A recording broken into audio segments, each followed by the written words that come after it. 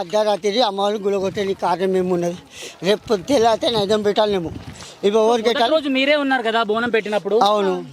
ఇప్పుడు లాస్ట్ కూడా మీరే పెట్టింది ఇక్కడ బోనం. అవును.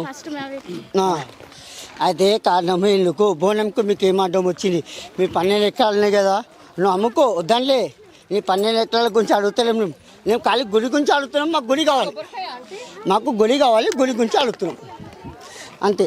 మీకు అవన్నీ అవసరం లేదు.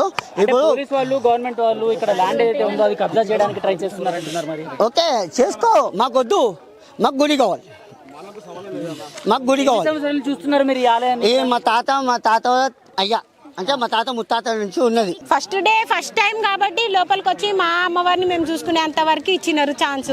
తర్వాత గంట తర్వాత మమ్మల్ని బయటకు వెళ్ళగొట్టి తాళం వేసిరు. అంటే మళ్ళీ వస్తూనే ఉంటాం అన్న, ప్రతి సంవత్సరం వస్తూనే ఉన్నాం, ప్రతి సంవత్సరం బోనాలు చేస్తూనే ఉన్నాము, అయితేనే ఉన్నాయి.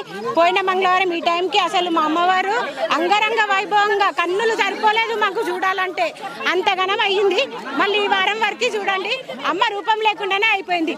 ఇట్లా అవుతుందని మేము కల్లో కూడా అనుకోలేదండి అసలుకి. ఇంకా కానీ అట్లా జరిగిపోయింది. మరి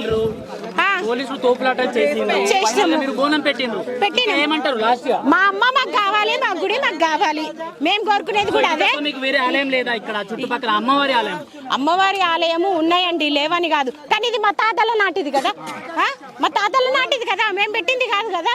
ఇప్పుడు మా తాతల నాటిది అంటే మాకు పెద్దవాళ్ళ ఏమంటారు హక్కు కదా, మా హక్కు మాకు కావాలి కదా.